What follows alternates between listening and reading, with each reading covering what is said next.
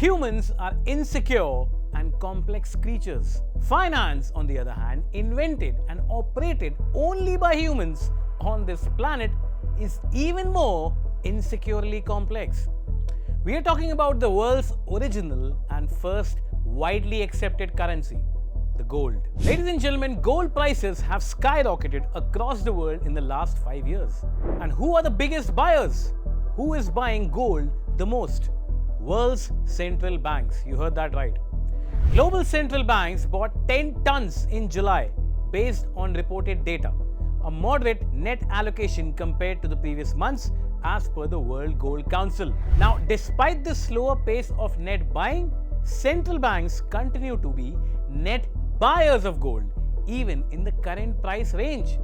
We have all heard how gold prices have skyrocketed, but yet central banks have bought roughly 3,264 tons of gold over the past 3 years, with a record high of 1,082 tons in 2022, followed by 1,037 tons in 2023 and 1,045 tons in 2024, according to the World Gold Council data. Now, in the last 5 years, the central banks of China, India and Poland have been among the largest gold buyers, with Turkey also showing significant recent net purchases. Hello, my name is Abhinav Trivedi and you watching Mint Explains.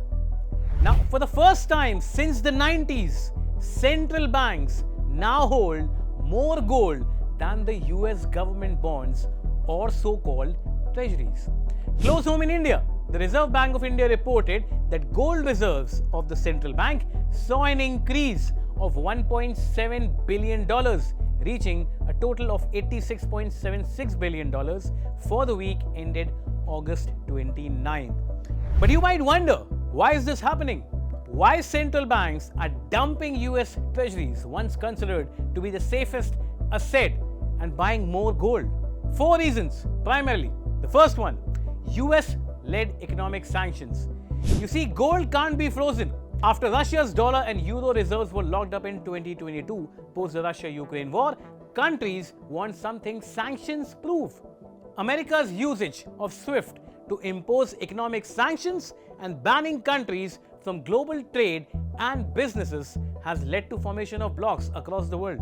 From conversation around de-dollarization to trading in alternate currencies, the debates are endless.